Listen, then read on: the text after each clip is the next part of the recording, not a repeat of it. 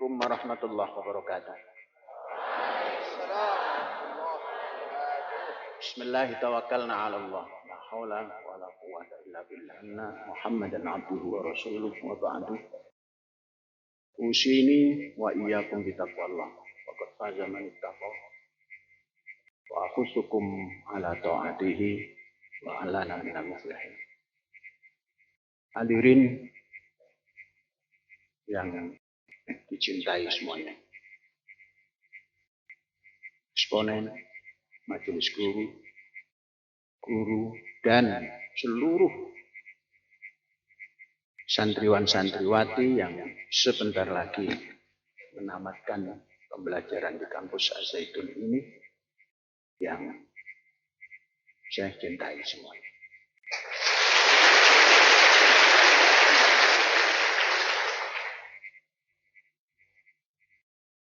Mari kita bersyukur pada Allah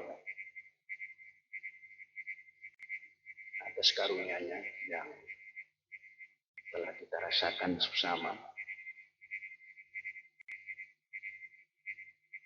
dari sejak kita ketemu di kampus Az-Zaitun sampai hari ini kita dikaruniai kesehatan, sehat paripurna. Kalau kita hitung pertemuan kita atau perjumpaan kita, kalau dari ibtidaiyah maka 12 tahun. Anakku yang nanti menjadi saudara-saudara Syekh, kawan-kawan Syekh, 12 tahun bergaul. Kalau kita hitung dari ibtidaiyah. Dan kalau kita hitung dari menengah, maka 6 tahun. Satu pergumulan yang bukan sedikit waktu. Kita kalikan perjumpaan kita itu 300 hari kali 12. Kalau kita hitung 12 tahun.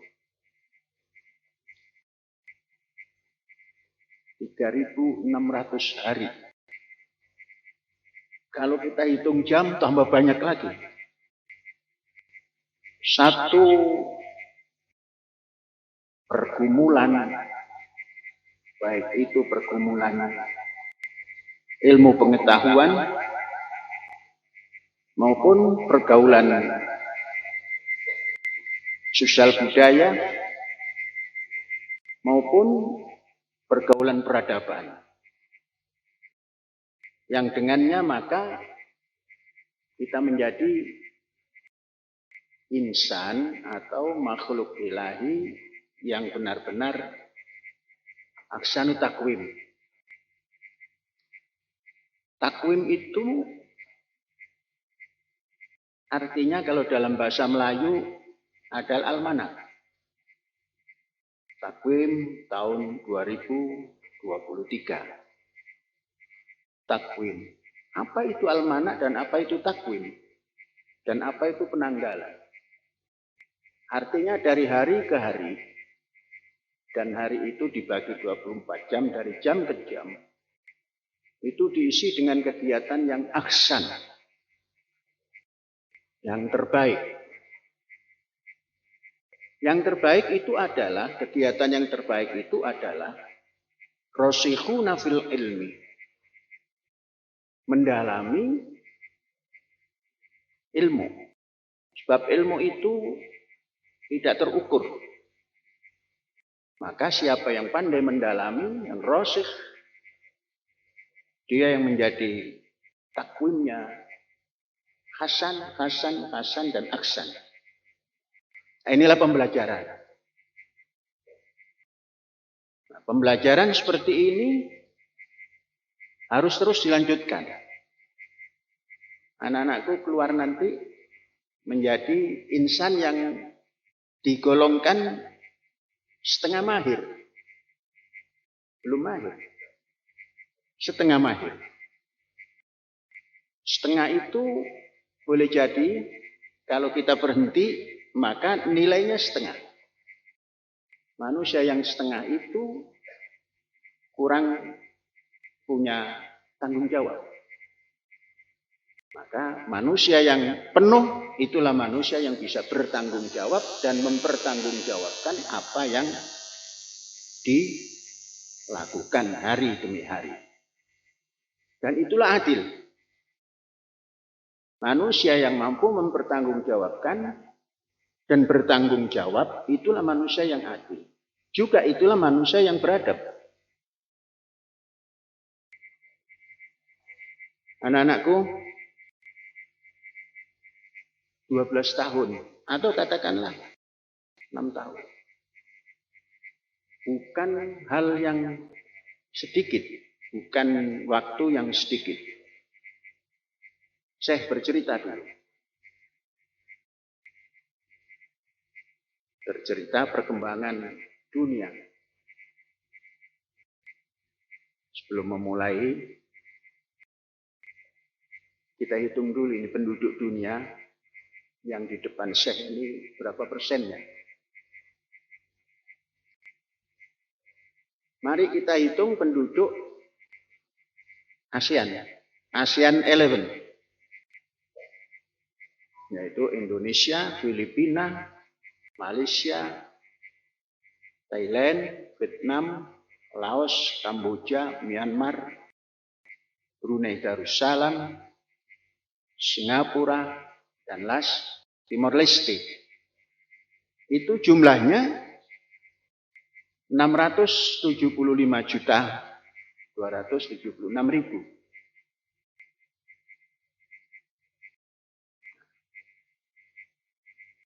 Itu separuh dari penduduk China. Separuh juga dari penduduk India. Tapi lebih besar dari penduduk Eropa. Lebih besar dari penduduk Rusia. Lebih besar dari penduduk Amerika Serikat dan Amerika Latin. Nah, luar biasa. Kita ASEAN 11 itu 675, Amerika 350-an lebih sedikit, Eropa tidak lebih daripada 500, Rusia juga sedikit, Afrika dikumpulkan semua, mungkin kita separuhnya ASEAN 11 ini. Sekarang dari ASEAN 11 yang duduk di depan Syekh ini berapa persennya? 633 person. Katakanlah dibagi 633 juta. Maka yang dihadapi oleh Syekh ini adalah 0,01%. Bukan jumlah yang sedikit. Ini bisa menggemparkan dunia. Kalau memiliki tenaga yang full, mahir. Sekarang baru setengah mahir. Nah, itu pembukaan dari cerita dunia ya. Anak-anakku sekalian, Indonesia, Malaysia, Thailand tidak pernah dijajah, Vietnam, Kamboja, Myanmar, Laos, Brunei Darussalam, Timor Leste, itu semua yang negara pernah dijajah. Dan kemerdekaannya yang tertua merdeka adalah Indonesia. Baru menyusul yang lain-lain.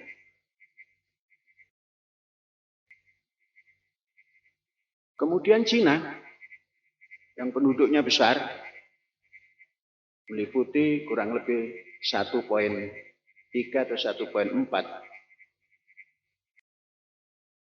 billion. Itu merdeka tahun 1949, beberapa tahun setelah Indonesia. Setahun mendahului Cina, yaitu India. Jadi pengawal daripada kemerdekaan dunia ASEAN ini adalah Indonesia, kemudian India, kemudian China. 3 negara besar ini yang merdeka hampir bersamaan mempunyai dasar negara yang jelas. India punya dasar yang jelas. Artinya dari dasar keagamaan Hindu,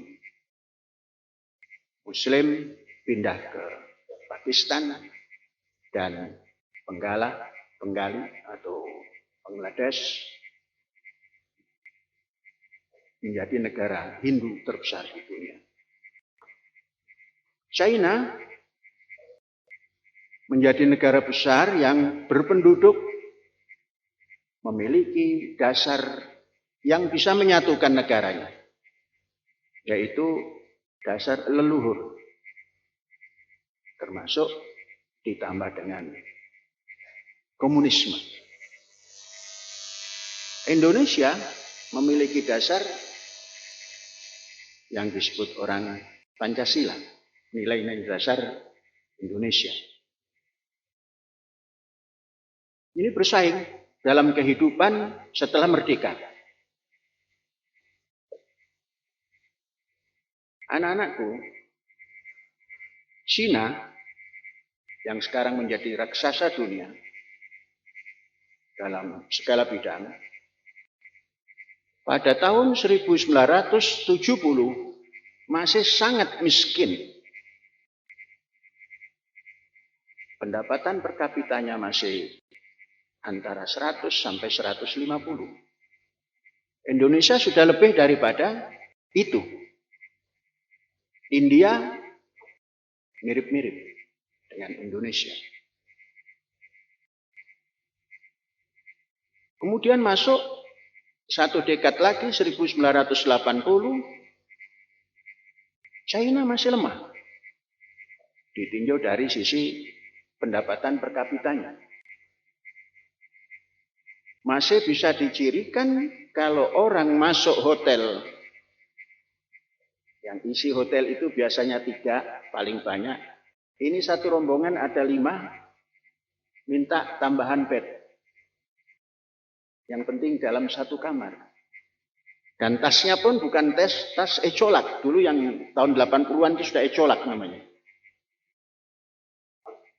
Tasnya masih tas kresek. Kemudian mau makan masih dihitung. Terus berapa ini kalau makan? Tahun 80. Malaysia sudah naik. Indonesia naik. Karena pendapatan per kapitanya sudah 350 ketika itu. India bagus, nahi masih.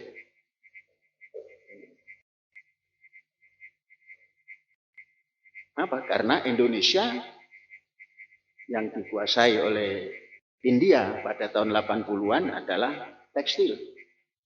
Tekstil Cina belum masuk karena memang belum memiliki sesuatu yang bisa diekspor banyak.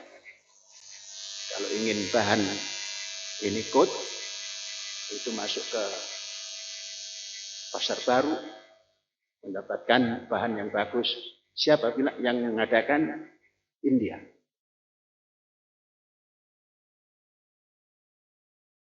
Begitu masuk tahun 90-an, mulai bergerak. Tatkala mau cetung pemimpin yang mempunyai pandangan jauh dan tanpa menyerah ke barat,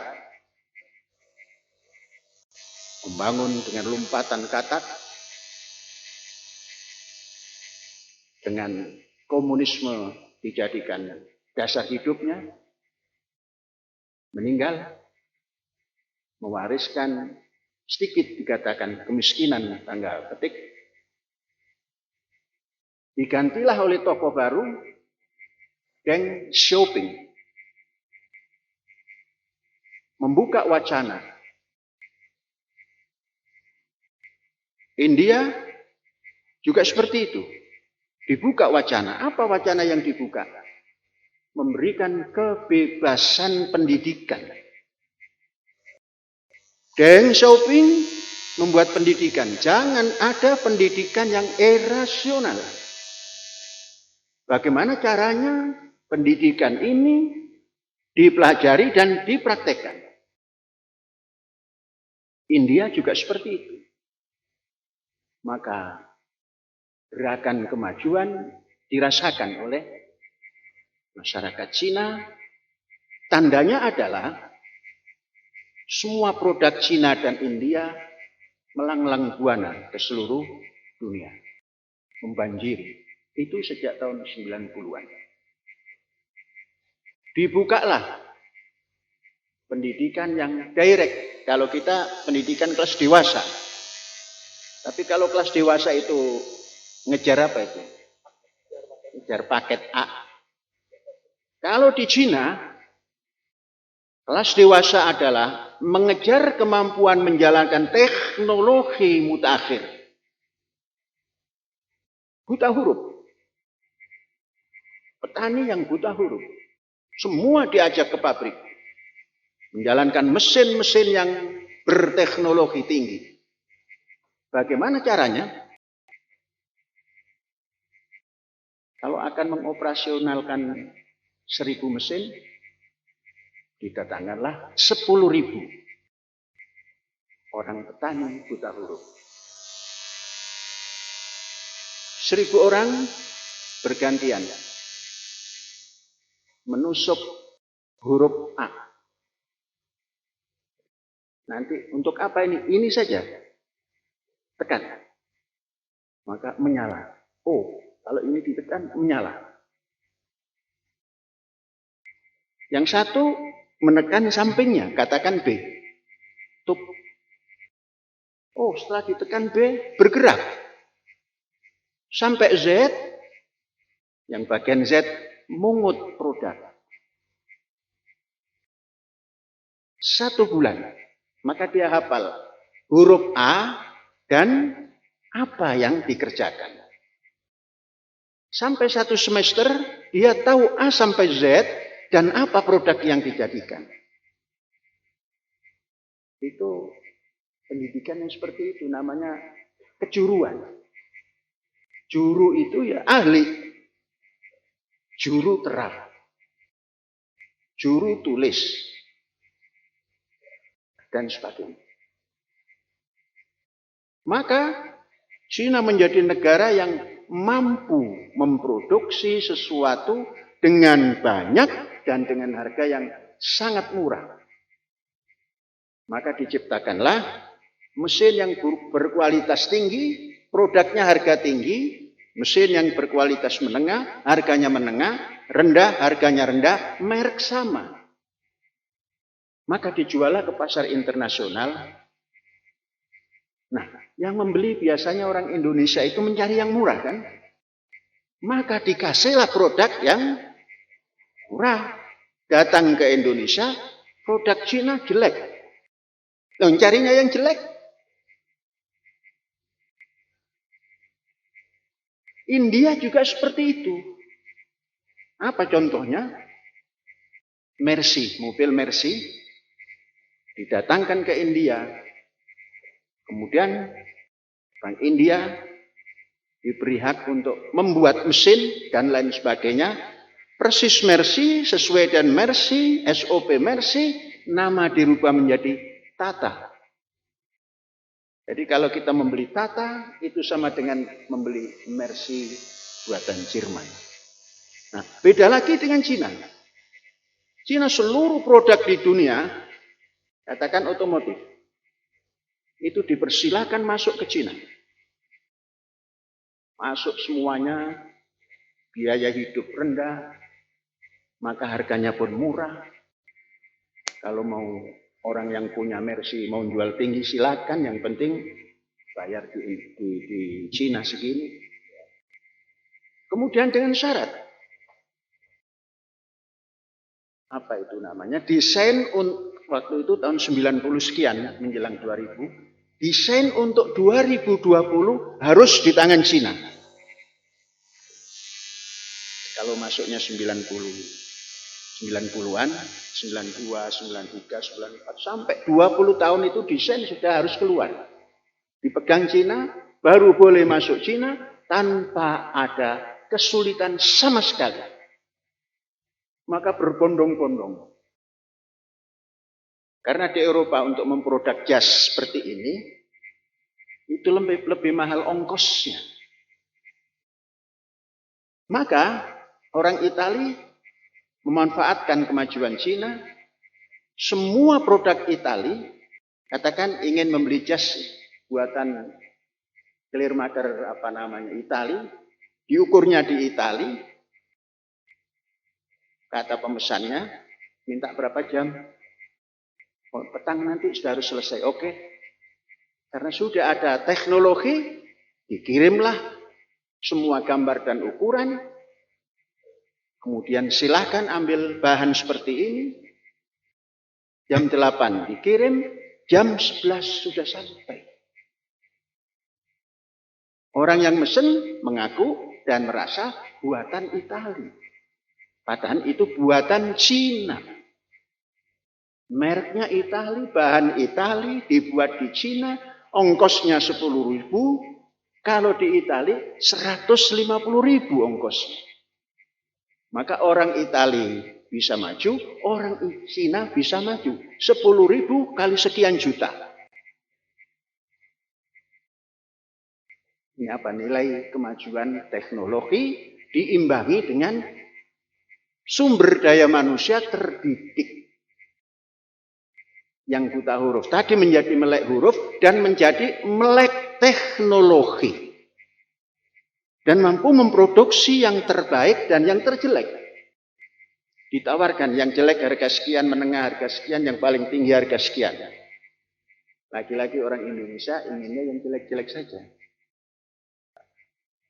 Made in China, kemudian disimpulkan, China jelek. Jerman yang bagus. Padahal semua peralatan mesin untuk membuat mobil dan lain-lain, bajanya, pabrik baja Jerman tatkala mau bangkrut diambil oleh Cina, dibeli oleh Cina. Sampai tanahnya pun dibawa pulang ke negeri Cina. Berapapun ongkos dan biayanya. Akhirnya Cina memiliki kemampuan untuk membuat plat baja setipis apapun dan kuat untuk plat mobil. Itu contoh. Ternyata pendidikan. Dan pendidikannya tidak harus duduk di kelas. Tadi duduknya di gedung pabrik apa. Si fulan kalau ditanya kerjanya ini, ditanya, oh saya nggak tahu. Yang penting ini. Satu semester semua A, B, C, D sampai Z tahu. Akhirnya bagaimana memperbaiki mesin yang ada. Semua bisa. Tuh, bayangkan dengan kita di Al-Zaitun. Memperbaiki mobil saja nggak bisa. Padahal sudah 24 tahun. Servis mobil saja nggak bisa. Padahal 24 tahun. Servis mobil ke tempat pinggir jalan itu. Yang namanya apa itu? Kalau patrol masih kota. Hargolis masih kota. Mekarjaya pinggir. Jauh lebih bagus peralatan yang ada di kita. Namun mental beda. Maka Syekh merubah itu. Nggak ada yang terlambat. 24 tahun rombak. Pendidikan tidak hanya duduk di kelas. Tapi pendidikan sesekali di kelas. Banyak kali di luar. Inilah sekolah menengah kejuruan.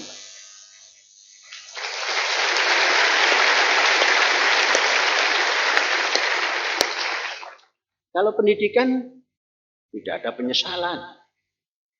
Berubah. Itu namanya progresif revolusioner.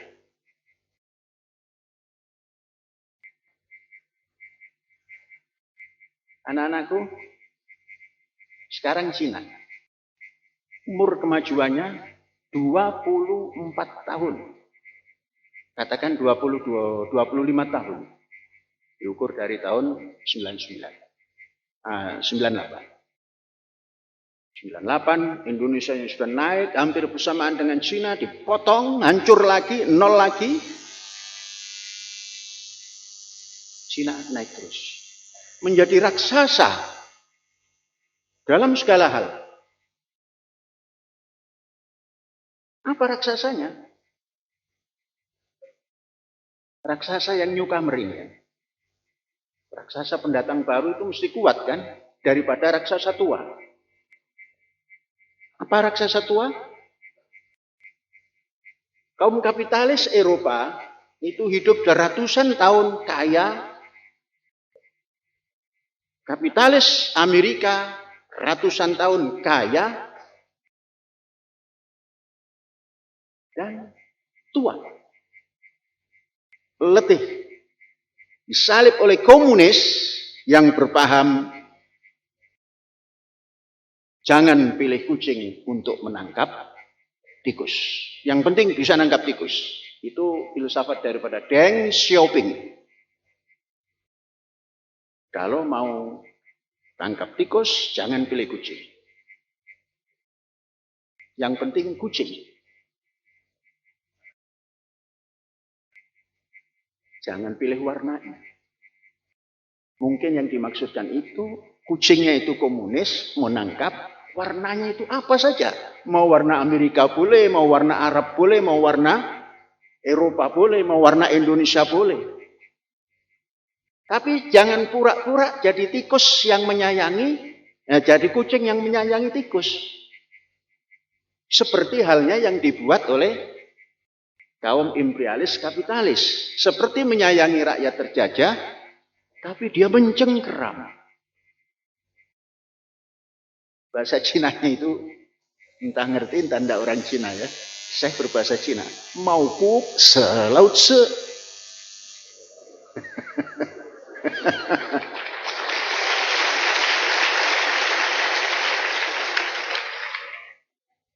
Nanti kalau ada orang Cina, saya nggak ngerti ya nggak apa-apa. Ini saya mau berbahasa Cina. Cina mana Cina? Panji Gumilang. Nah, nanti supaya anak-anakku tahu Panji Gumilang itu apa, nanti diterangkan. Mauku selaut se. Kucing galak. Pura-pura sayang kepada tikus. Kan tikus makanan kucing kan? Di mana ada tikus yang sayang pada kucing? Nah, kucing sayang pada tikus. Dibalik gitu. Nah, itu biasanya yang mau kuk selaut se itu kapitalis imperialis.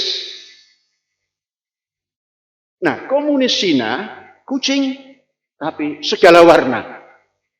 Masuk negara Arab, jadi Ahlus Sunnah wal Jamaah. Masuk Iran, jadi Syiah. Warna Syiah. Maka bisa menyatukan Arab dan Iran.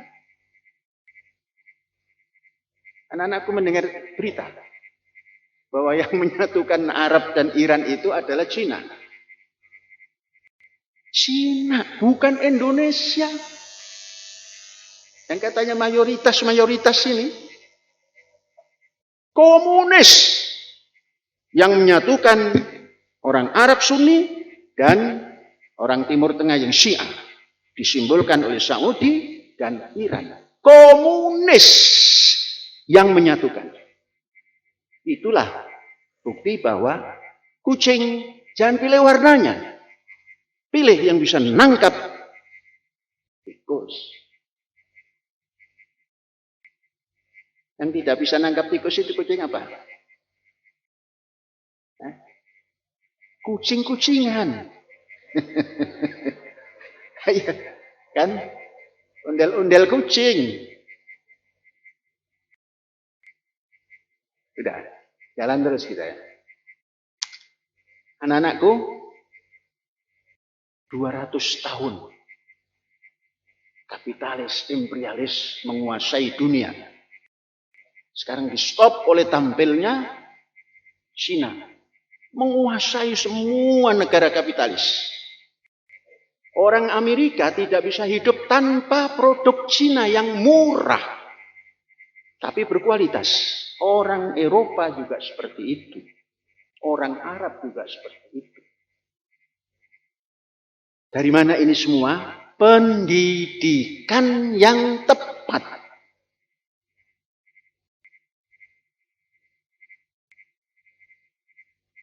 Saya mau cerita. Sepekan yang lalu saya dikunjungi oleh produsen dari Cina yang saya mengimpor barangnya. Datang ke Mahat, dipikir oleh saya yang namanya direktur itu ya paling tidak umur 40-an ya. Dan badannya besar, perutnya gendut. Pikiran saya gitu.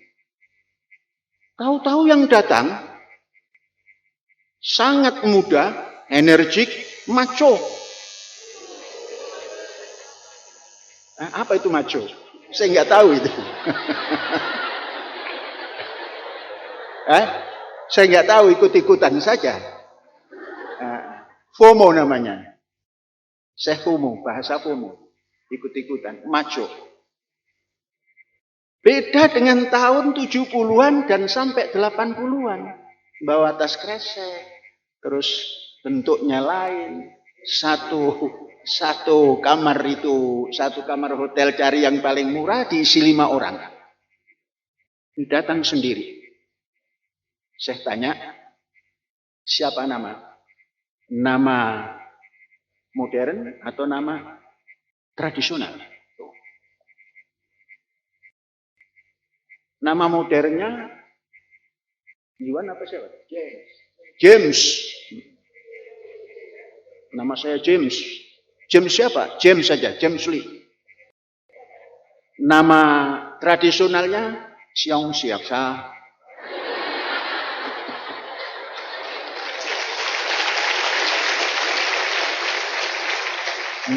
Entah apa itu ya. Entah benar, entah tidak, kemarin itu dengarnya begitu. Bagaimana pakaiannya layaknya anak-anak model zaman sekarang. Pantas, santun luar biasa. Dia mendengar. Setelah mau bicara, boleh saya bicara? Oke, silakan. Menerangkan. Ada tanggapan? Jadi ini ciri-ciri orang modern dan ciri-ciri orang yang berpendidikan. Saya bertanya, berapa kalian punya umur? Saya persis 30 tahun. 30 tahun. Dia berkunjung di mana ada pelanggan. Untuk apa? Untuk melihat sudah tepat atau belum menggunakan produk yang diberikan itu. Dia bilang, karena LKM memesan yang terbaik, saya kasih terbaik. Jika memesan yang terjelek, saya kasih yang terjelek. Yang tengah-tengah, saya kasih yang tengah-tengah. Kemudian saya tanya, nah ini kelemahan Indonesia ya. Termasuk saya masih lemah. Apa agamamu? Agama kok ditanya itu? Padahal saya menganjurkan jangan pernah tanya agama. Tapi pingin saja karena ini orang Cina ya. Padahal itu kurang bagus dalam pergaulan. Nah, saya mengatakan itu kurang bagus. Tapi saya terpaksa bertanya. Karena akan meneliti. Buddha? No. Hindu? No. Kristen? No. Terus apa? Saya komunis. Saya komunis. Dengan santun. Kalau kita membayangkan komunis di Indonesia itu tidak ada yang santun dulu. Kasar. Termasuk kita-kita yang muslim juga kasar-kasar.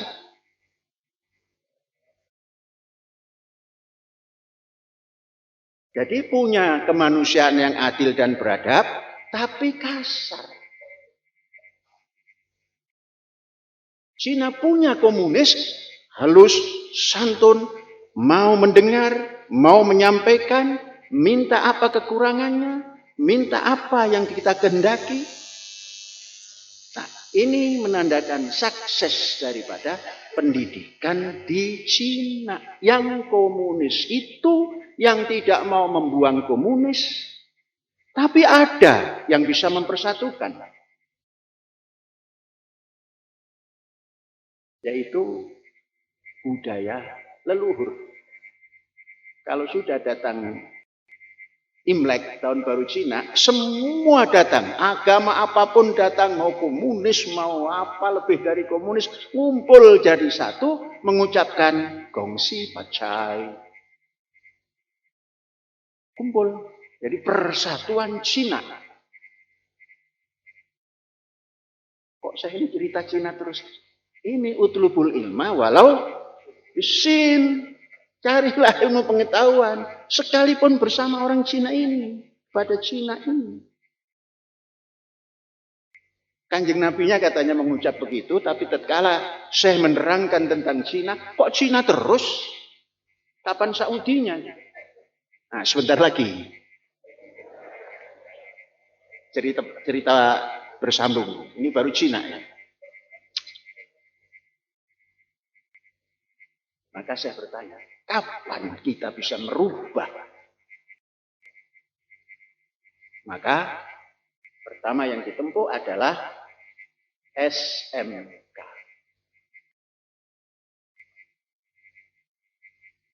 Berapa? 4 tahun SMK-nya. Jadi keluarnya nanti mahir. Karena ada diplomanya. Diploma itu mahir. Walaupun diploma 1. Baru nanti dibuka apa itu politeknik. Baru setelah politeknik jalan, Universitas Az-Zaitun reborn.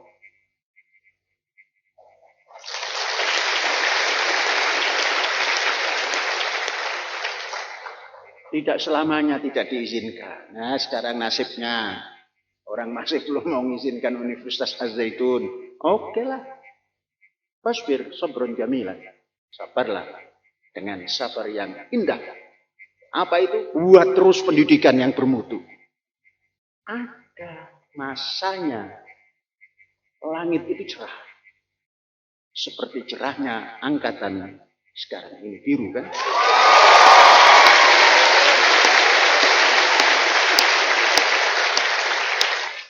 Maka ini persis Pelabuhan Samudra Biru.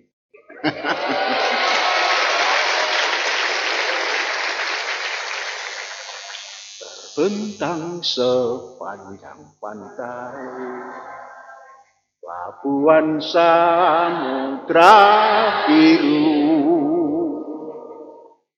Pantura Indramayu, berlabuh kapal nelayan,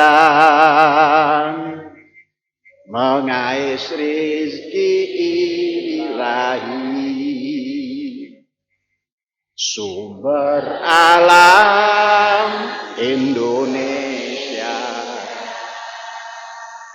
yang kaya tak terhingga, nelayan tradisional kontemporer, tahu membahu, kerjasama tak terhingga.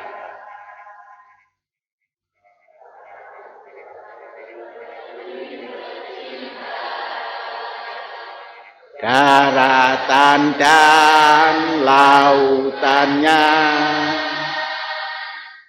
Indonesia Raya kekal abadi.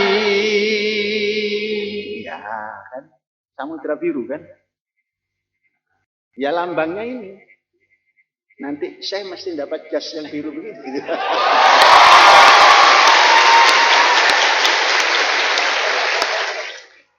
Makanya saya nggak pernah membuat jas yang warnanya seperti kalian. Mengapa? Menunggu angkatannya sekarang. Ya sudah, jangan GR ya.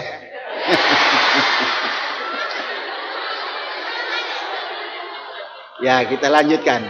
Ini selingan supaya generasi ini terus bangkit.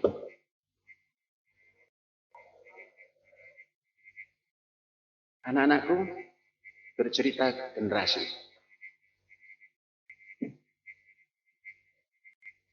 Generasi apa namanya? Pewaris bangsa atau apa?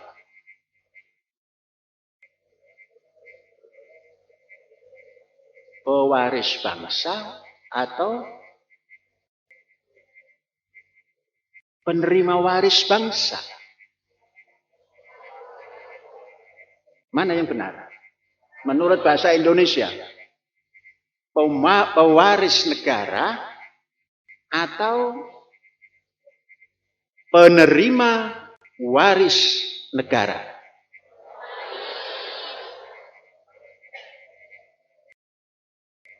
Jadi kalau pewaris itu memberikan warisan. Penerima waris itu adalah penerus. Nah sekarang yang paling dipakai kan pewaris bangsa kan? Punya apa kita kok pewaris bangsa ini? Penerus warisan bangsa, penerus bangsa. Al-ulama warasatul anbiya. Ulama adalah penerima warisan nabi-nabi. Penerima waris nabi-nabi. Bukan pewaris. Pinter amat ulama kok beli warisan pada nabi. Itu namanya GR, ulama yang GR. Kenapa? Bahasanya salah kaprah. Ini pewaris apa? Penerima waris bangsa. Penerima pewaris bangsa. Penerima warisan bangsa atau pelanjut.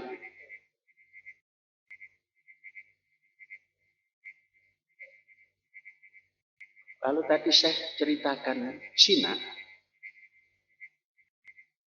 Pelanjutnya generasinya seperti itu. Penerusnya seperti yang tadi saya James tadi ya. Dan itu rata. 55% penduduk Cina itu umuran itu. Pantas geraknya cepat. Sedangkan Jepang ini sedang sedih. Orang yang dinamakan muda itu umurnya seperti Syekh. Itu muda. Mencari yang 30 yang energik sudah susah.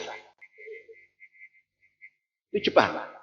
Makanya Jepang tertinggal jauh, kata orang Sunda. Jauh, yang lebih jauh lagi, jauh.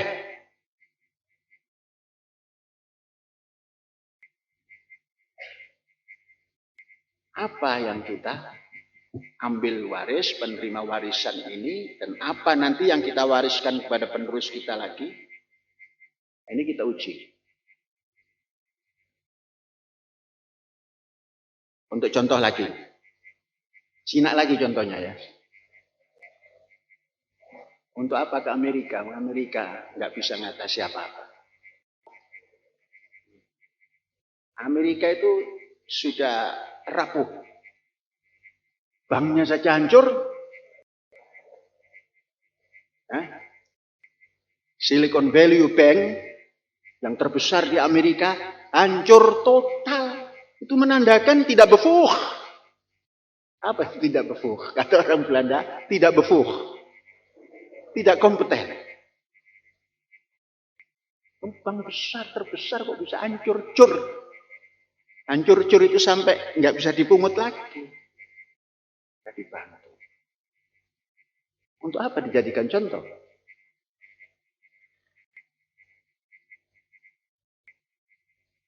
Maka orientasi kita nanti ke depan, kalau toh ingin melanjutkan sekolah ke luar negeri, Jangan ke Eropa, jangan ke Amerika, ke Cina.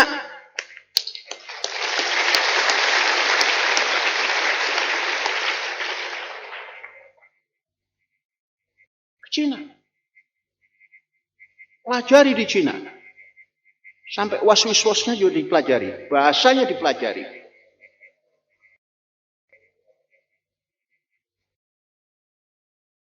Sekarang bangga sekolah ke Saudi. Belajarnya apa? Kitab. Entah kitab apa. Sekolah mana? Mesir.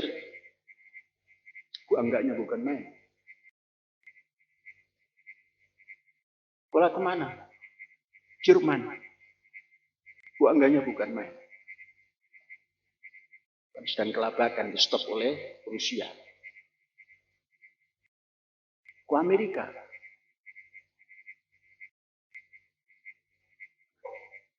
Kalau anak-anakku sudah bisa merubah mindset.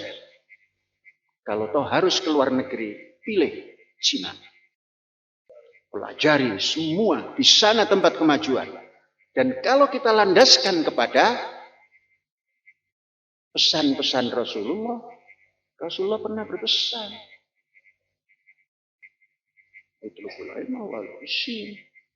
Dan sekarang zamannya, kalau dulu-dulu belum zamannya, masih miskin kinanya, makanya kan bubur dulu. Orang Cina itu dulu makannya bubur satu piring dimakan 5 orang. Saking miskinnya. Sekarang itu bubur dimakan untuk pembuka makanan selanjutnya. Kalau di dapur kita ada sungkai buburnya? Ada. Bagus dong, modern.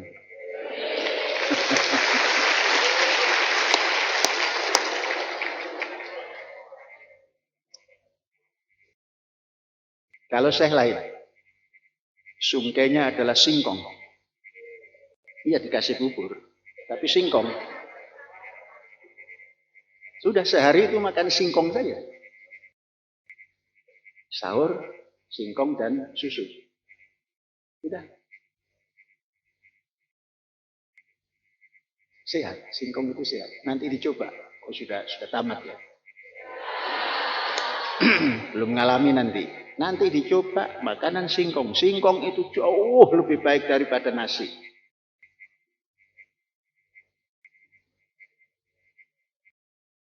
Saya nampak sehat nggak? Makannya singkong.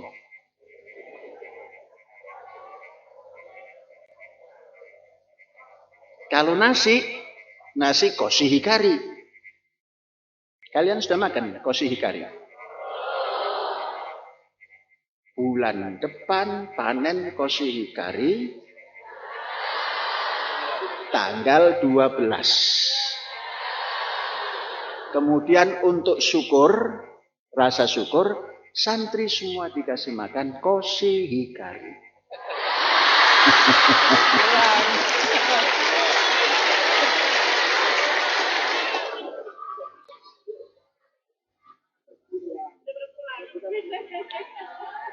Jadi kalau ingin merasakan koshi hikari, tunda pulangnya.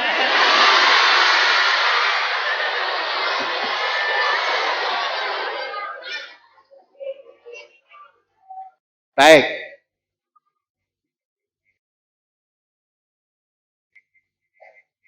Kita lihat politik tadi. Politik Cina di dunia ini. Dan politik imperialis, kapitalis Barat. Tahun yang lalu, tatkala presiden siapa itu? Yang digantikan oleh Bush. Bukan, yang digantikan sekarang ini, kan George Bush sekarang.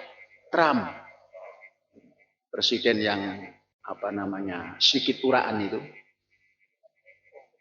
Donald Trump. Tapi bagus, Donald Trump itu urakan tapi bagus. Membuat kesepakatan Abraham. Semua disatukan dengan Israel. Uni Emirat Arab, kemudian Kuwait, kemudian mana disatukan. Tapi tidak ada follow up apa-apa. Justru diarahkan untuk menghancurkan Iran. Itu kapitalis imperialis. Sekarang komunis Cina dan Rusia bisa menyatukan negara yang sedang bertikai, Saudi dengan Iran. Maka Israel sedih. Yang tadinya Arab ini mau diajak memerangi Iran. Sudah hampir kena. Dipotong kompas oleh Cina, disatukan. Sekarang menyatu. Ada apa di sana? Saudi tempat minyak. Iran tempat minyak. Dan orang pintar.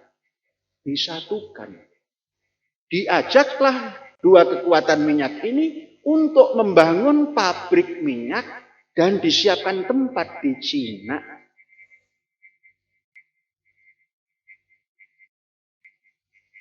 Cina kan kepengen punya minyak. Disakung dipasok dari Saudi. Akhirnya Israel tidak bisa mengancam Iran. Kemudian apa yang dibuat kesepakatan itu apa? Fakta-fakta itu apa? Iya, apa itu fakta. Bahasa Indonesianya. Jadi fakta antara fakta pertahanan Mesir, kemudian Saudi, kemudian Uni Emirat Arab untuk mengempur Yaman, sekarang sudah bubar. Gara-gara Iran dan Arab Saudi sudah bersatu, disatukan oleh Cina yang komunis. Maka jangan takut dengan komunis. Kita ini komunistofobia. Nggak ngerti komunis, takut dengan komunis. Jelek-jelekin komunis.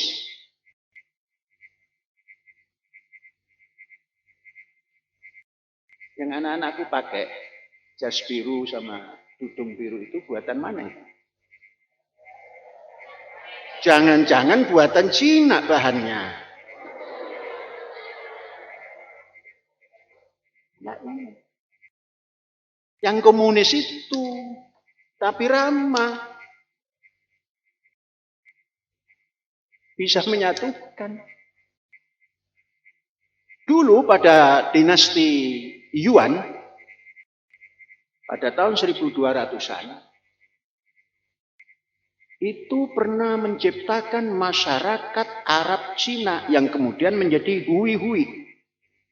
Xi Jinping sekarang, Perdana Menteri dan Presiden ini, Presiden dan Ketua Partai Komunis ini, membuat masyarakat Cina Arab.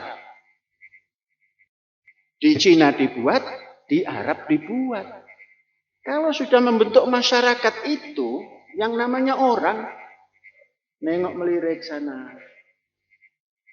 Katakan Cinanya dari Cinanya orang Rijal ya. Arabnya Nisa. Kemudian yang ditugaskan dari Cina Rijal untuk membuat satu pabrik apa gitu. Dan melirik-melirik juga. Buah dari lirik-melirik itu generasi baru. Maka nanti tumbuh hui-hui di Arab. Arab Cina. Kemudian yang didatangkan ke Cina menjadi Cina Arab. Seperti dulu tatkala dinasti Yuan dilanjutkan dinasti Ming, kemudian masuk ke Indonesia. yang masuk ke Indonesia yang masih bisa disasar sampai sekarang, yaitu turunan Pan, Ming, Lang. Kemudian karena sudah tinggal di Indonesia, dirubahlah menjadi Panji Gumilang.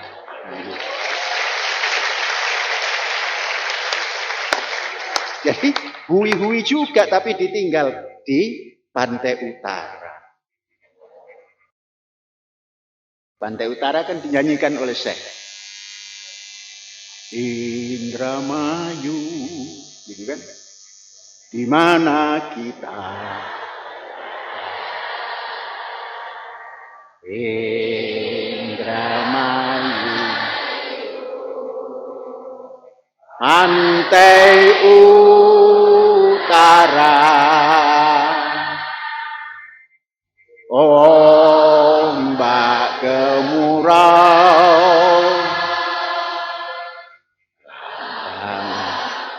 samudra biru, sumber kehidupan, samudra biru, sumber alam Indonesia.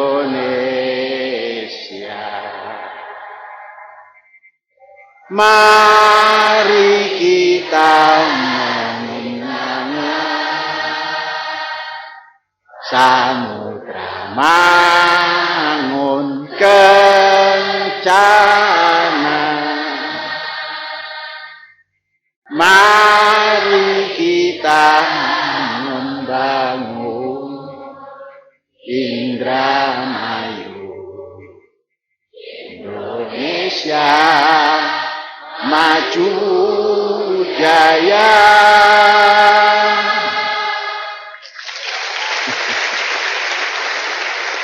Jadi melalui perjuangan panjang, melalui samudra biru yang ombak gemuruh itu, datanglah leluhur Pan, Ming, Lang.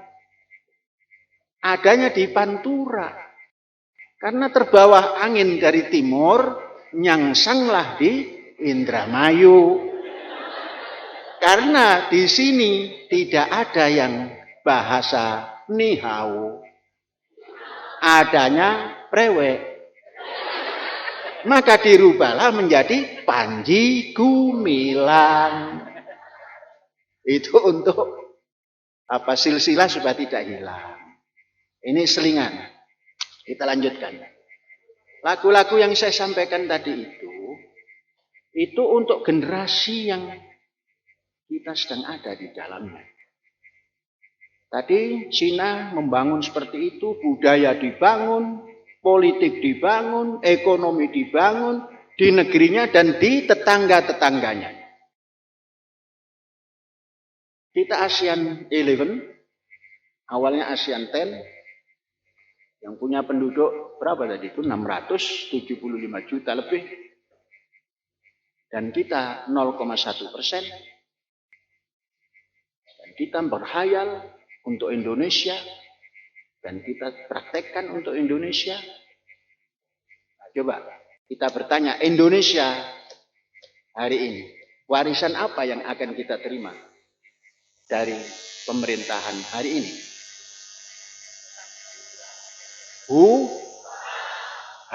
H-U-T-A-N-G. Hutang. Berapa banyak hutang? 10.000 triliun. Kata Profesor Rahbini dan kata anggota DPR yang namanya siapa itu? Anggota DPR. Bekas PKS masuk ke Golkar. Yang bagian Salikun.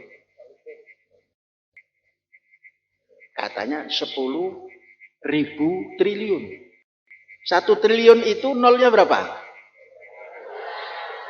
Miliar itu triliun 12. Terus ada ribunya lagi 15. Ada puluhnya lagi 16. Baru 1. Artinya 10.000 triliun. Kalau kita bagi menjadi dolar dan harga dolar itu 15.000 rupiah, maka hasilnya 666, sekian, kita bulatkan 667 miliar dolar Amerika. Banyak apa sedikit? Oh sedikit, kita bayar.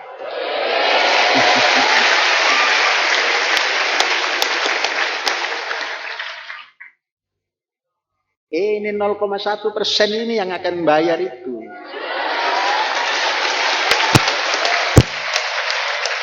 Dan kalian tidak bisa kalau tidak bersama Syekh. Karena mimpi kalian itu belum sebanyak mimpinya Syekh. Ini mimpi beneran ya. Kemarin malam Syekh mimpi. Cerita mimpi dulu. Sebelum melanjutkan bayar hutang ya. Ini hari Rabu, Selasa, malam Selasa. Artinya Senin malam. Sebelum bangun sahur, mungkin saya ini kan tangannya masih bermasalah. Tidur ketindihan mungkin gitu. Enggak sadar. Mungkin terasa nyilu dan sebagainya. Mimpinya bagus, ketemu Pak Harto. Di rumah almarhum orang tua Syekh. Pak Harto, Muldoko, dan banyak lagi. Melihat, nah ini Pak Syekh, kenapa itu tangannya dibungkus-bungkus begitu? Oh, bekas patah Pak Harto. Ayo coba-coba, tentara pegang. Ngomongnya tentara. Tentara pegang. Diam ya, jangan terkejut. Klek. Coba digerakkan. Oh, sudah bagus. Nah, saya ke depan. Depan rumah, masuk lagi. Tinggal Pak Muldoko. Mana beliau? Tadi keluar katanya mau sholat. Lari ke Sendong. Sendong itu tempat yang paling dalam di rumah saya. Biasanya tempat beras dan lain-lain. Tapi di situ ada tempat yang untuk sholat. Tidak ada. Ada yang bilang sudah keluar. Baru bangun, pegang tangan. Kok masih tetap gitu?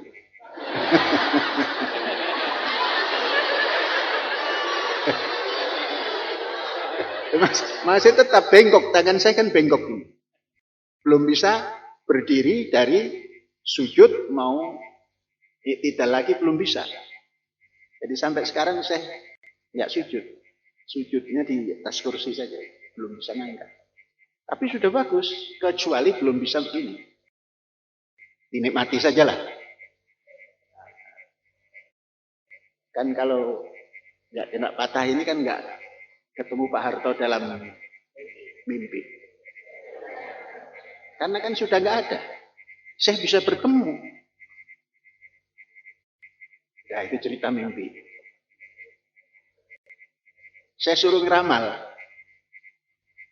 Panggil putra saya yang laki-laki paling belakang namanya Hakim. Hakim coba ramal. Apa? Ini. Oh itu bagus. Bagusnya apa? Ya bagus saja.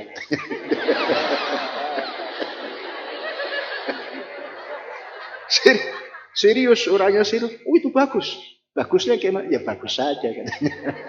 Daripada ketemu yang lain-lain gitu. Nah kita lanjutkan. Membayar hutang.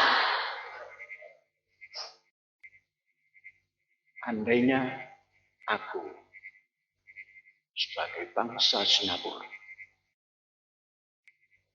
maka aku sudah tidak berpikir dapur. Andainya aku sebagai bangsa Brunei. Aku tidak susah-susah lagi untuk mengurusi terasi dan lain-lain. Karena aku orang Singapura tidak banyak dan beras datang sendiri. Karena tanpa sawah, beras semuanya dijual di Singapura. Orang menitipkan beras di Singapura, menitipkan minyak di Singapura. Aku orang Brunei tak menggarap sawah, tapi minyakku dilempar saja, datang semua makanan. Namun aku bukan Singapura dan juga bukan orang Brunei. Aku orang Indonesia yang hari-hari masih memikirkan beras. Hari ini 2 juta mau diimpor. Kala rakyat sedang panen raya, Bulog tidak mau membeli. Jangan berpikir, biarkan saja. Mari kita membayar hutang.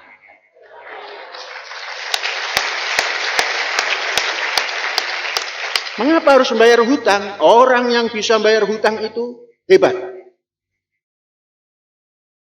Biarkan yang sudah berhutang dan dikorupsi, ya biarkan itu bagian masing-masing.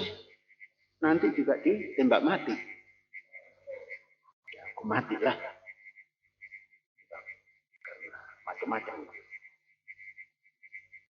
Jadi tugas kita bukan korupsi, tapi membayar hutang yang dikorupsi banyak orang itu. 10.000 triliun.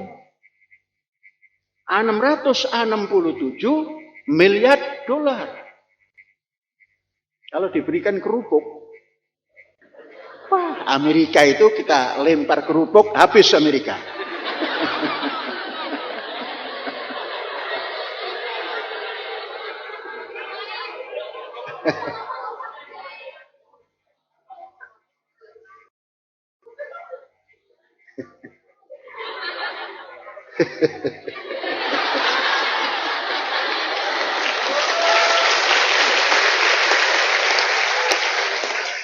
Mengapa kok kerupuk contohnya? Kerupuk kan tidak membahayakan.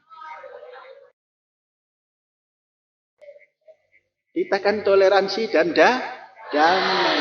Kalau melempar-lemparnya kerupuk, jangan lempar bom. Lempar kerupuk, orang Amerika mencoba, ini apa ini? Makan enak. Dari mana? Dari Indonesia. Ayo kita ke Indonesia.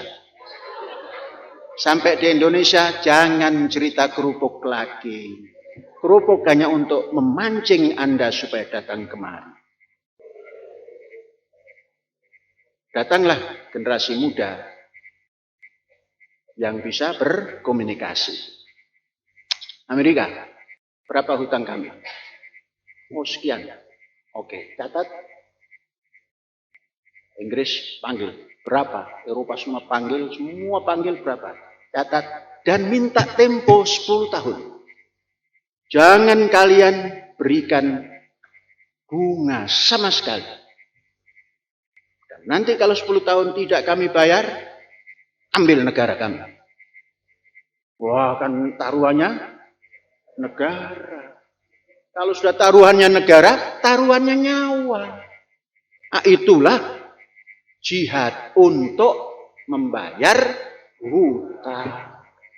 Jangan taruhan nyawa tapi bunuh diri, itu nggak ada artinya. Bom bunuh diri masuk surga siapa?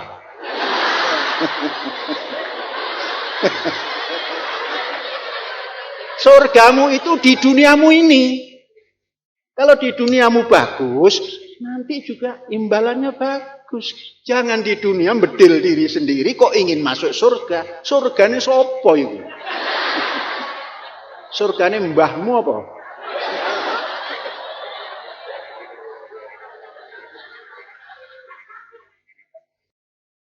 Sudah.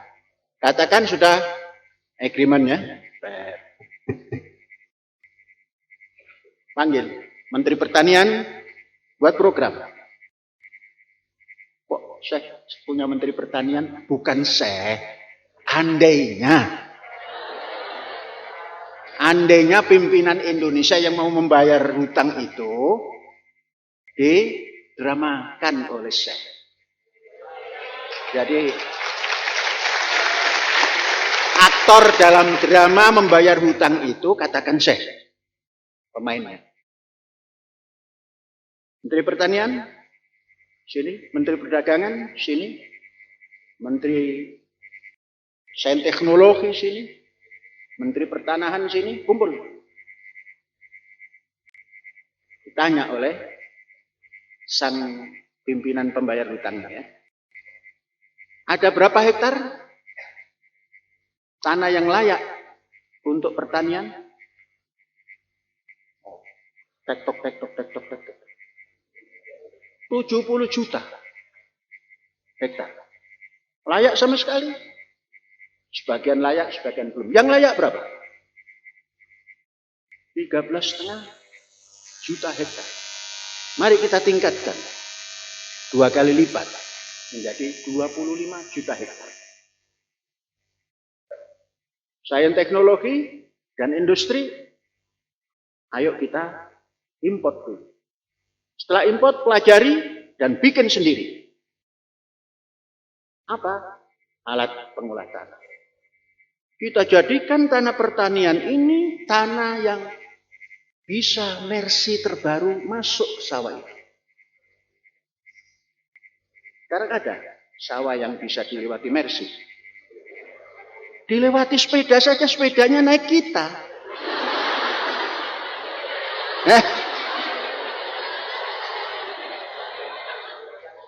Anak-anakku tahu, tahun 1994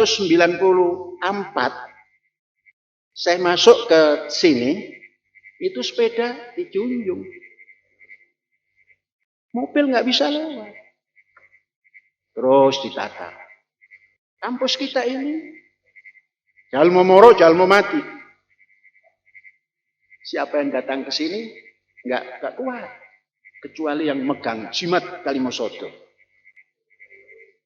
Jadi kita ini memegang jimat Kalimosodo.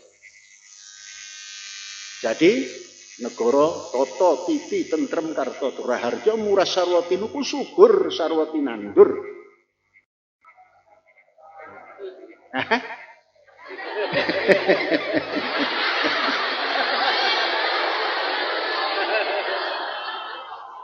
Nah kalau semuanya kalian mengerti kan nggak bertanya. Ini supaya bertanya, Syekh apa itu artinya kan gitu toh?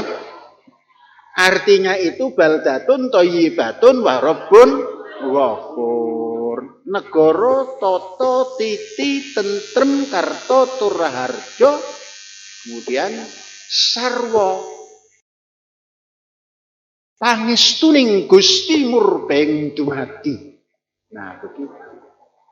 Kalau diarabkan baldatun thayyibatun wa rabbun ghafur. Suruh ngulangi lagi terjemahan bahasa Jawanya, lupa saya. Udah kumpul kan?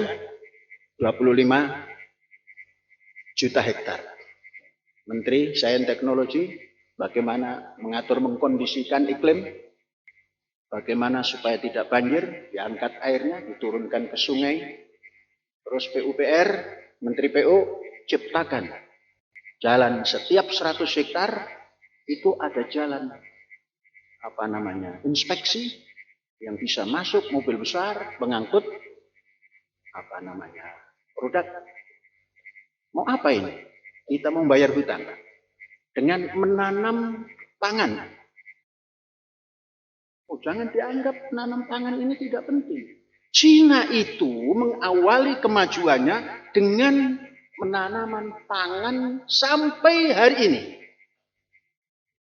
Belanda menjadi negara terkuat ekonomi pertaniannya karena pertanian. Israel karena pertanian. Indonesia sudah lupa. Negara yang toto titi tentrem kerto turaharja ini dilupakan. Import. Lah kalau Singapura import beras itu sedikit. Mengapa? Karena berasnya nggak diimpor, sudah ada di Singapura. Brunei juga begitu.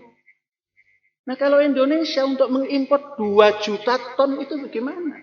Kan banyak. Nah, apa yang kita tanam? Katakan beras yang kualitas premium, super lagi. Lebih super dari premium. Yang disukai oleh seluruh negara yang ada di dunia ini. Yang tidak suka makan nasi pun akan makan nasi kalau berasnya itu. Apa beras yang kita tanam? Beras LKM.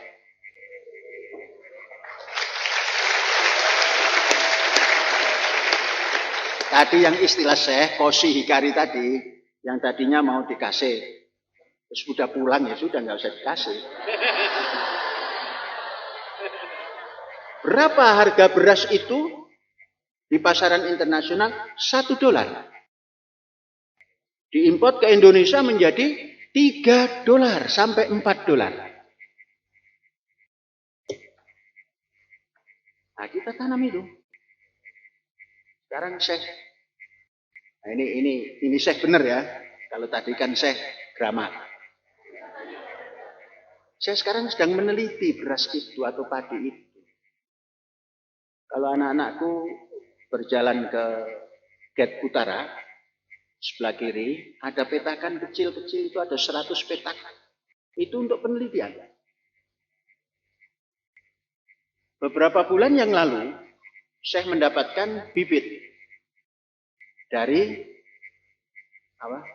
utara, Carolina Utara.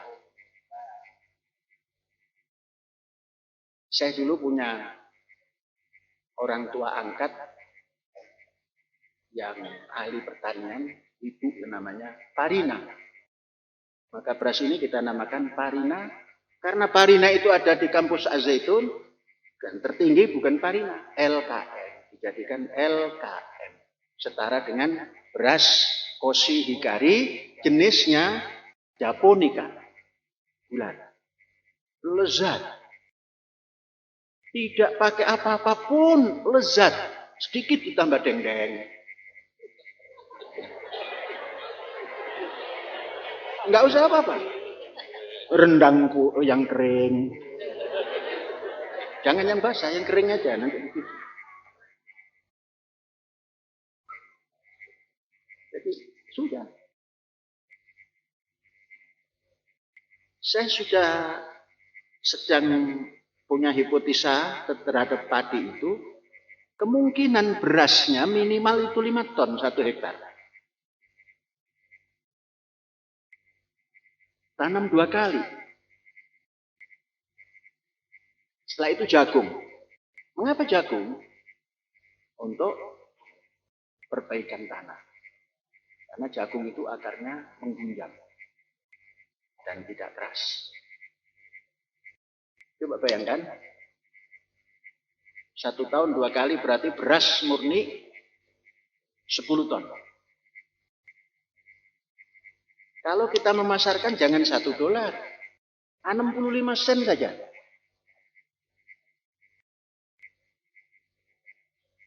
Berapa ya?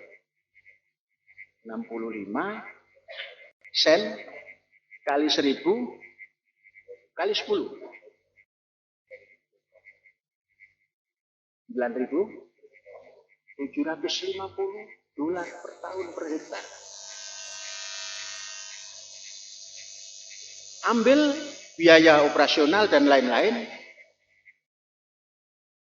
45%.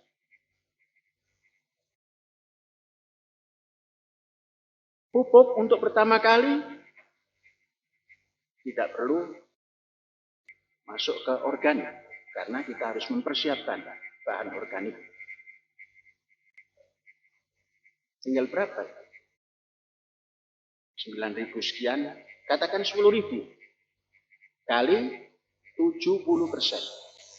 7.000 kali 25 juta.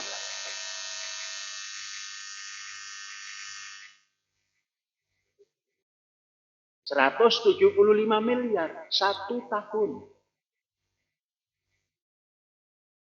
Kali 5. Utangnya 667. Lunas nggak itu? 5 tahun. 5 tahun lunas. Jangan dilunasi dulu. Karena janjinya 10 tahun kan? Bangun kita. Apa? Samudra Biru dibangun. Mencari ikan tangkap. Sekarang kapal Indonesia ini nggak ada yang besar. Jadi disenggol saja oleh kapal Vietnam kalah. Apalagi kapal Cina. Saya sudah mulai. Saya sebagai mulai. Belum saya sebagai pemain drama tadi ya. Kalau drama itu kan nggak lama. Kalau saya kan lama. Andainya kita ini mempertahankan garis batas ZEE kita dengan 50.000 kapal yang ukurannya paling pendek 50 meter, artinya lunasnya 50 meter, lebarnya antara 10 sampai 12, tingginya disesuaikan, muatannya lebih daripada 5 ton, 5.000 ton. Laut kita ini laut terkaya di dunia. Ikan tongkol dan ikan tuna, ikan cakalang, dan segala macam ikan yang dibutuhkan oleh dunia ada. Hanya karena tidak didukung oleh kekuatan teknologi di atas laut. 50.000 tadi. Itu 5 tahun selesai. Semua galangan di pesisir dibuat. Jadi galangan kapal itu jangan hujan kehujanan, panas kepanasan. Kita ini bukan Digdoyotan Peguno. Bukan seperti Gadot Koco. Ombak laka-laka disuduk mantuk-mantuk. Ora tegas tapak paluning pandai sisaning gurindo, bukan. Kita kalau kehujanan flu, kepanasan flu, maka dibangunlah galangan kapal yang ada penaungnya. Sudah kita kasih contoh. Bagaimana kalau itu dibuat 1.000 tahun pertama, tahun kedua menjadi 2.000, tahun ketiga jadi 3.000, tahun 5 sampai 5.000 untuk menyiapkan 50.000 kapal. Kayunya bagaimana? Oh, jangan takut kita ini mengambil kayu di negara sendiri, asal menanam ulang. Kayu apa yang kita tanam ulang? Jangan kayu yang seperti ulin, itu lambat. Mari kita tanam kayu yang cocok untuk perahu, untuk kapal kayu, yang namanya kayu laban. Kayu laban itu, oh, siapa yang ngantuk?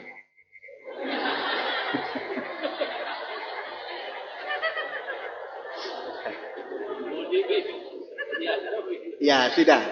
Saya ini sedang cerita. Karena apa? Samudra Biru kan?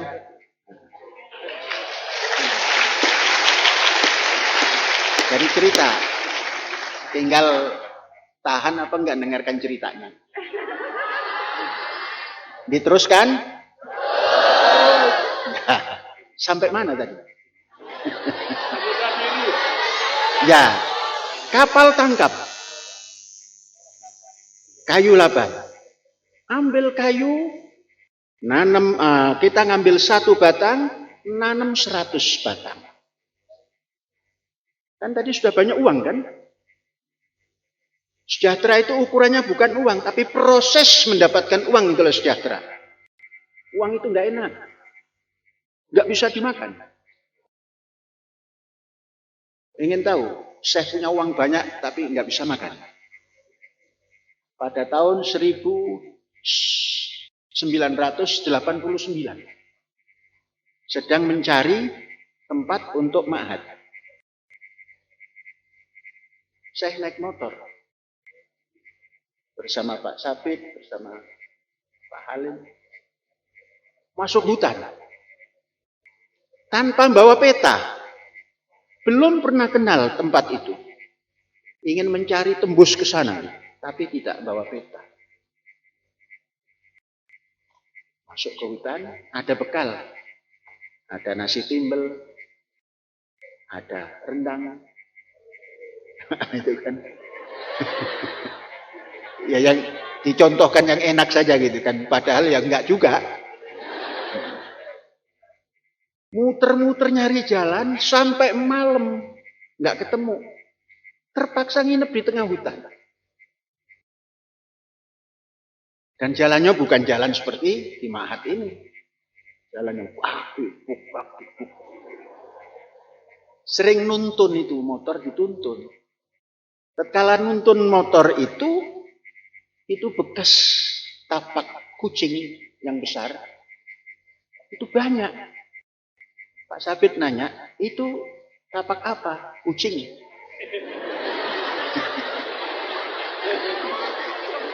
Sebab kalau dikasih tahu ini macan, nggak berani jalan. Tapi begitu malam sampai belum ketemu yang dituju, mikir juga, kok kucing kok besar-besar ya?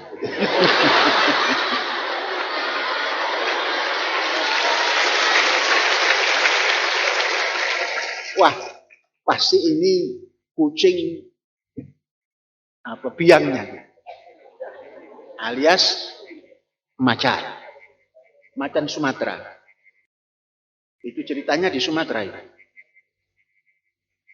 Begitu malam, hujan rintik-rintik di tengah hutan, karena masih banyak pohonan, jadi hujan itu nggak terasa. Itu yang tadi bertanya ini tapak apa, itu terus ke tengah saja. Nggak berani di pinggir. Biasanya di Banten itu orang memelihara kerbau itu dilepas saja, hanya dikasih kelontongan. Yang anak-anak di tengah, induk-induknya mengelilingi. Jadi seperti anak kerbau di Banten. Yang tanya ini tapak apa itu, maunya di tengah saja gitu. Supaya dilindungi yang lain-lain. Ya sudah, enggak apa-apa. Malam itu semua makan, tidak tahu bahwa besok masih ada hari. Habis. Makanan habis. Pagi jalan lagi, belum ketemu. Hanya suara si Amang saja, gung gung gung, di mana ini? Sampai satu batas, ada yang bensin sudah habis, semua lelah, ngelitak lagi. Haus. Nanya lagi, jangan cari yang jernih. Ada jentik-jentik yang hidup tidak? Tidak ada, jangan diminum. Walaupun bersih. Cari yang di situ ada kehidupan. Tapi kotor enggak apa-apa, sekali-sekali minum yang kotor. Tapi sehat. Nah, minum, jadi katakan itu susunya beruang lah.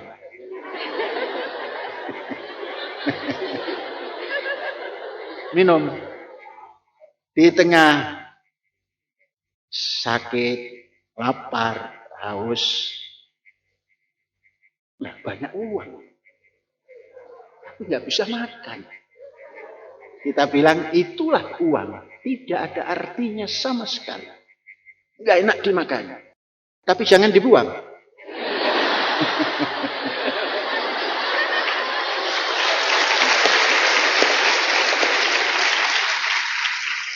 Sudah seperti itu, bukan putus asa ya.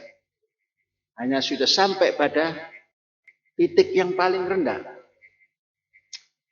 Telinga yang kalau sudah pada titik paling rendah, itu suara nyamuk juga seperti suara kapal terbang. Ya. Jadi di non kejauhan ada suara seperti suara mesin motong kayu. Pak Sabit yang nanya ini itu tadi, yang tidurnya minta dilindungi di tengah tadi. Nah, sekarang begini, siapa tadi malam yang tidurnya di tengah dilindungi oleh yang lain-lain? Cari.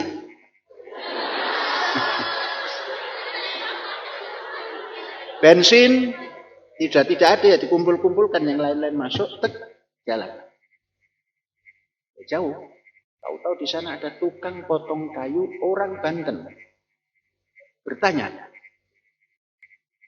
kenapa Pak? Saya kelaparan. Kemudian saya ingin tahu tempat yang saya tuju ini alamatnya. Oh, ini nanti gini alamatnya. Terus Bapak kelaparan, tunggu sebentar, saya masak nasi. Masak nasi, entah berapa banyak liternya gitu kan. Dimasukkan di namanya genderon. Kaneron yang dibuat daripada rumput itu. Udah? Bukan yang baru, bekas. Dari tanah itu. Melepot. Masukkan bluk banyak, masuk panas. Dikasih cabai. Dan garam. Jalan Pak. Kasihan, lapar. Jadi namanya lauk curug.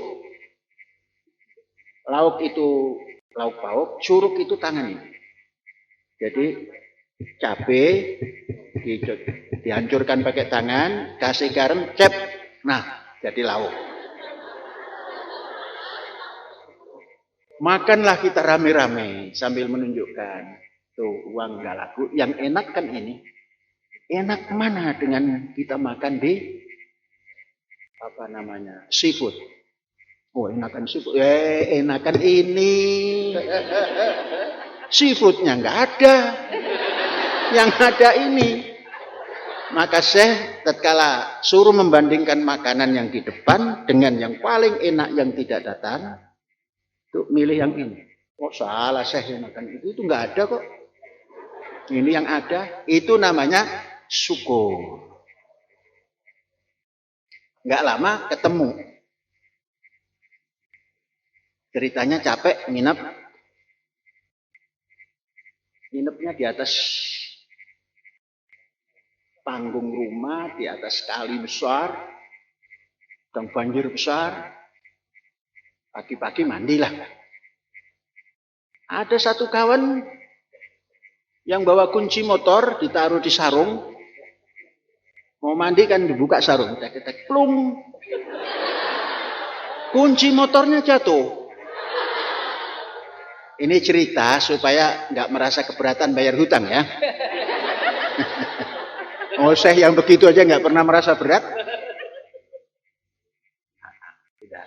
Jatuh. Tempat yang sangat dahsyat itu, arusnya. Yang menjatuhkan mencari, nggak ada, ya sudah nggak ada, tinggal aja motornya nanti jalan kaki. Semua sudah takluk, udah nggak ada ini. Nggak ada. Coba saya turun, apa upahnya nanti? Kalau ketemu, karena saya yakin ketemu. Kalau sedang begitu jangan coba-coba, yakinlah ketemu. Karena kalau nggak yakin, bayar hutang pun yakinlah bisa. Seperti saya mencari kunci yang jatuh di sungai yang paling besar di Sumatera bagian Lampung. Yakin ketemu. Gimana bayar hutang yang 10 triliun? Oh, yakin bisa, gampang. Persis ini. Saya turun. Nyelam. Yang pertama diselami itu adalah seberapa dalam ini kali. Telinga saya sampai mendengung, belum ketemu dangkal. Belum ketemu dataran. Terus saja. Oh, sekian. Gimana kalau naik? Kuat nggak ini menahan nafas? Oh, kuat. Ngilam kedua kali, sudah ketemu. Kenapa disasar kaki kok ada itu? Ketemu. Udah dipegang kantongnya. Ketemu? Belum.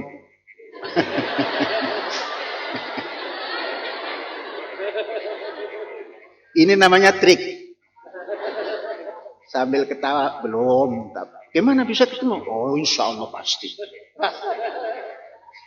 Insya Allah pasti. Karena sudah di tangan. Sekali lagi, saya nyelam. Insya Allah ini ketemu. Kalau sudah ketemu.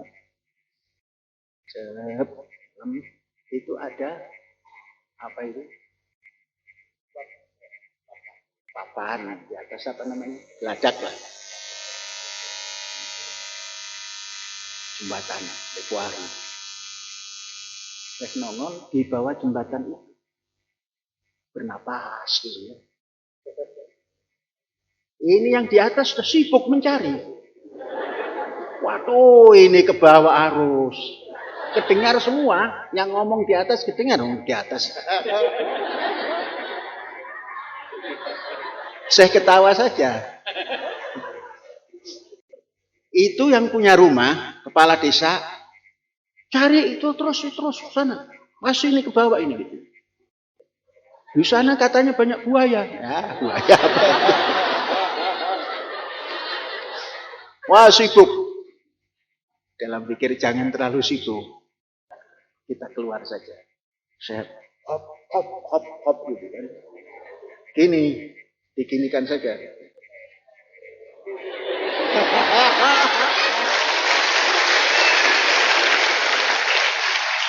Sudah, kan ketemu tuh. Apa upahnya? Minta apa? Yang ditanya itu bukan nyebut. Terus ente minta apa? Ya sudah, paham. Minta supaya bisa bayar hutang negara.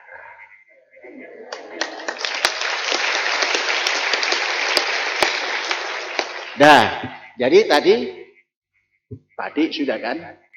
Beras. 5 tahun kan sudah. Terus bangun laut. Nah, kalau sudah 50.000 kapal itu, seluruh negara di dunia didatangi oleh lauk yang diambil oleh bangsa Indonesia ini. Dan rakyat Indonesia sudah tidak lagi makan ikan yang busuk.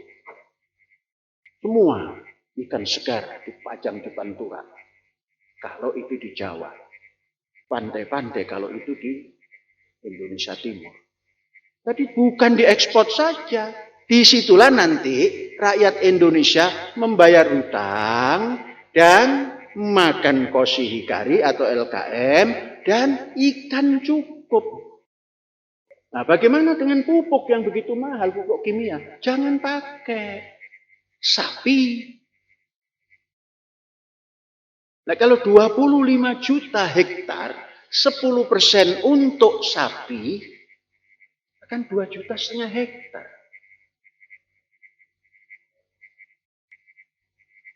Gimana ya? Kalau 1 hektarnya itu muat 10 sapi, kali 2,5 juta, 250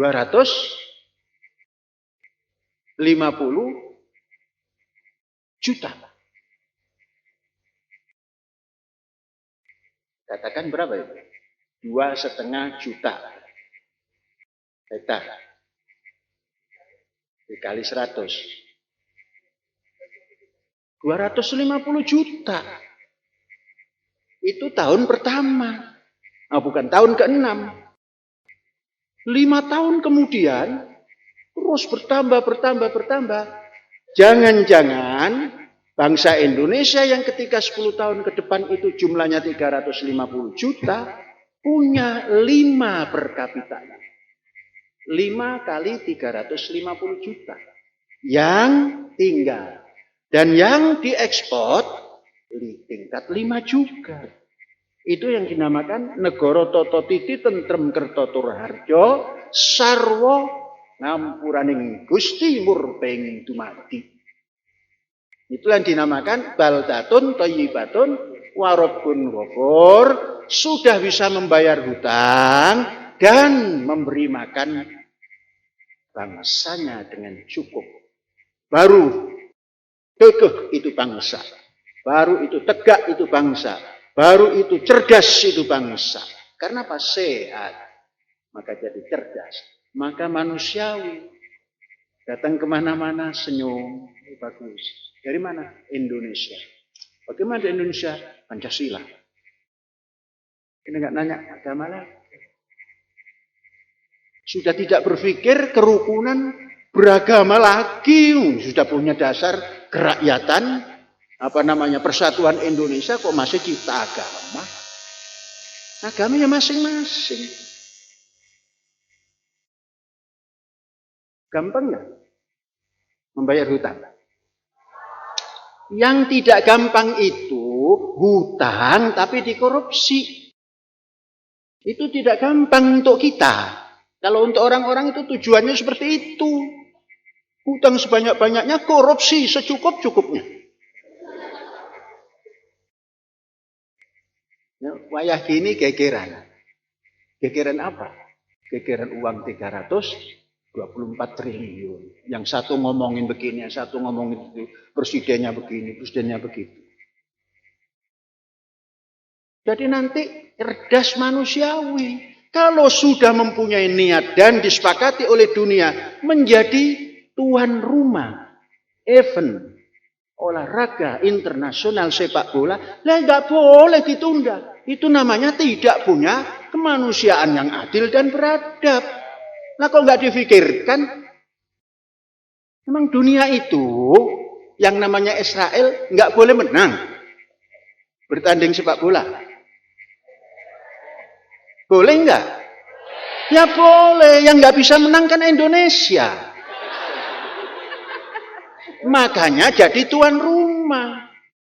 Ikut main tanpa bertanding.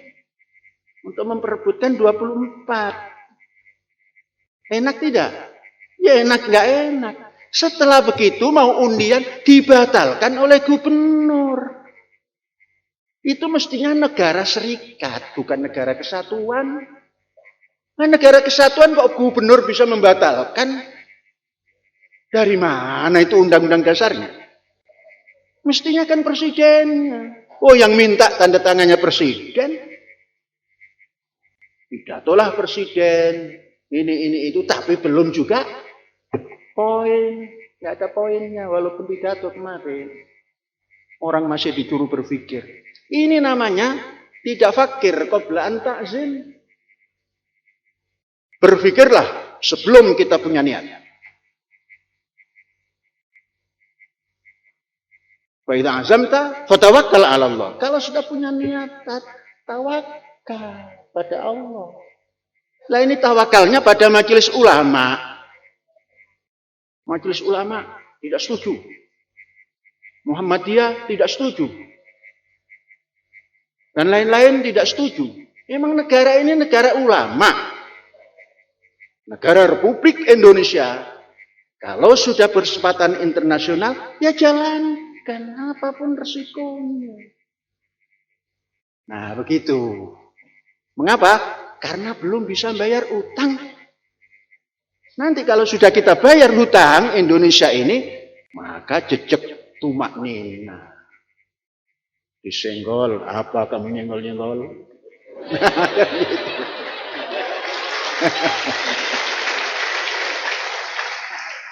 Disindir, omongan apa itu? Tidak punya makna. Itu enak kalau sudah bisa bayar utang. Sekarang karena belum bisa bayar utang, ketemu ya begini. Nah, inilah masyarakat madani. Anak-anakku, kemarin saya diskusi dengan cucu kelas 4 SD. Saya panjang lebar sana kemari. Kemudian si cucu ini bercerita, Mbah, Az-Zaitun is just not something only, but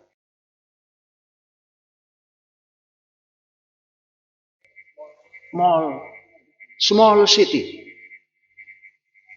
Mbah, Al-Zaitun ini bukan sekedar pesantren, tapi kota yang small. Oh, kok bisa begitu? Oh, semua yang modern ada di sini. Kehidupan kota itu ada toko, ada kesehatan, ada tempat olahraga, ada semua. Jadi bukan sekedar pesantren, pakai sekedar. Oh iya, karena apa Bang? Karena ini pesantren spirit but modern system. Oh gitu ya. Jadi ini bentuknya. Kelas 4 SD. Menguraikannya pakai bahasa yang dia sudah bisa. Kemudian yang ada di sini mestinya meningkatkan peradaban. Ada tambah lagi berperadaban. Kenapa? Karena orang kota. Orang kota itu satu, berpengetahuan, berdisiplin, beretos kerja tinggi, bergaul dengan smart, dan berpendidikan dengan baik. Dan tinggal di fasilitas yang mencukupi untuk hidup modern. Kemudian berkomunikasi dengan kaum utama. Ini belum modernnya karena belum boleh bawa HP kan? Besok lah kalau pulang. Kalau pulang silahkan. Mau pakai HP yang model tahun 3000 juga boleh. Namun ingat, HP itu sebentar lagi akan hilang. Nanti nggak pakai HP lagi, pakai kecil taruh di sini saja.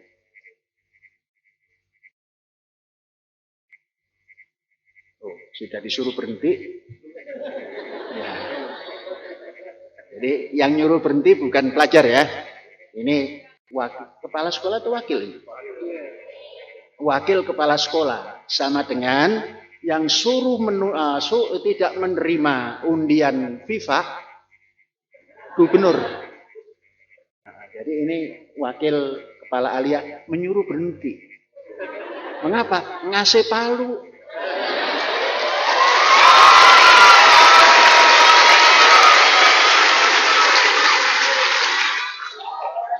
Jadi untuk menutup ini, anak-anakku, jadilah manusia yang mahir, bukan setengah mahir ya.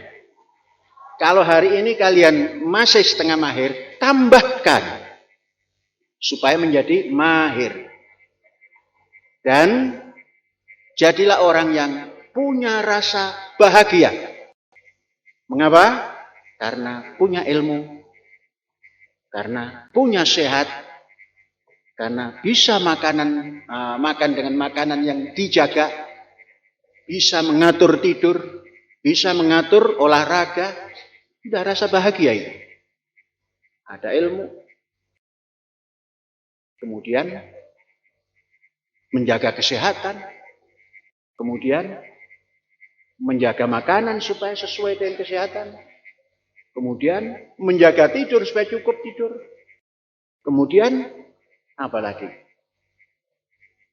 Olahraga. Jadikan itu tren hidupmu supaya kamu bisa menyempurnakan mahirmu untuk masuk dalam dunia Indonesia, dunia Malaysia, dunia Singapura, dunia negaramu. Dan yang ke Indonesia, negaramu punya hutang 10.000 triliun. Dan kamu bertekad untuk membayarnya bersama-sama saya.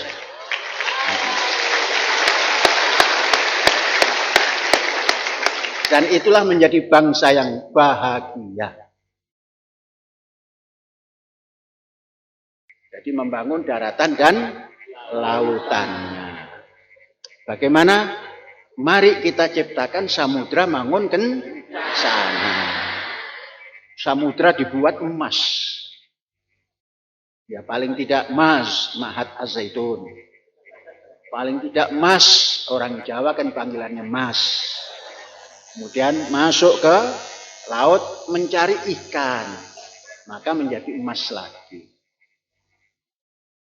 membayar hutang. Berpikir untuk membayar hutang itu sebuah kehebatan bangsa. Jadi jangan jauh-jauh lah, mikir ini itu, cerita ini itu. Kita cerita membayar hutang. Jangan disesali yang sudah dihutang kok. Bukan kita yang menghutang. Ya kan negara. Bukan negara, pemerintah. Lah iya. Pemerintah itu organisasi. Sama dan kita. Cuma dia didukung oleh tentara, oleh polisi. Kalau kita didukung apa? Siskamling. Di depan dijaga oleh nakam. Iya karena apa? Organisasi sipil. LSM. Kalau negara itu LSM juga, tapi plat merah. Kita suruh bayar pajak, dikejar-kejar. Sampai di Dirjen Pajak, dikorupsi.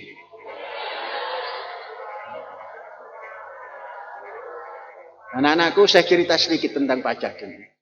Saya itu paling sedih kalau ditegur oleh pajak. Maka ada di sini Pak Muslih namanya itu. Kalau sudah datang ke Masyihoh, waduh urusan pajak lagi nih gitu kan. Berapa yang harus dibayar? Enggak, ini ada sedikit kekeliruan administrasi. Kebanyakan bayarnya. Tuh.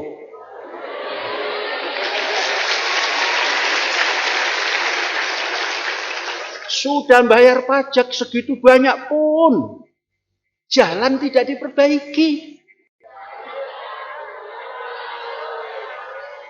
Kalau di New Zealand itu pemerintahnya suruh turun.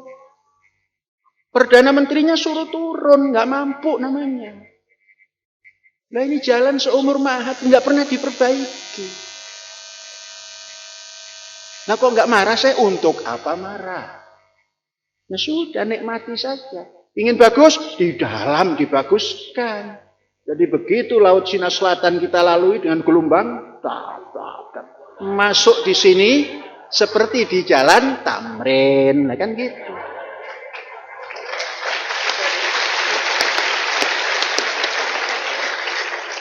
Anak-anak belum merasakan jalan kan? Karena apa? Paling sepeda. Dan belum mencoba bersepeda di luar. Betapa hebatnya. Lah kalau saya 25 tahun di sini merasakan indahnya Laut Cina Selatan dan merasakan bagaimana jalan di Amerika, itulah di Asia itu.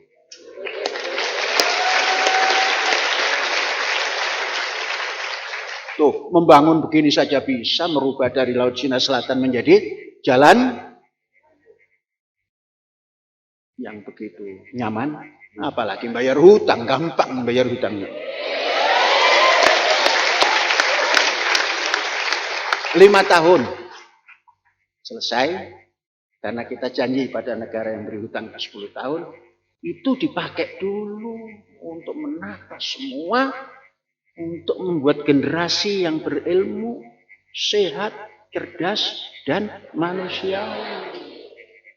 Mudah-mudahan kita semua diberi kesehatan paripurna. Bisa membayar hutang negara Indonesia. Diberi kesempatan memimpin atau tidak. Sama saja kita bayar hutang itu. Dan Irsyad Al-Murakkaz Al-Mubarmaj dinyatakan selesai dan anak-anakku semua lulus dengan baik.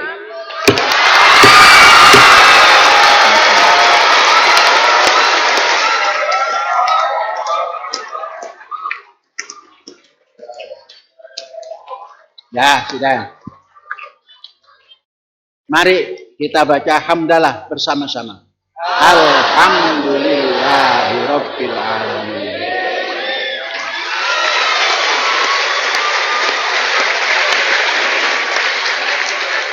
Hadza wallahu yar'ana wa yahfazuna walhamdulillahirabbil alamin. Merdeka.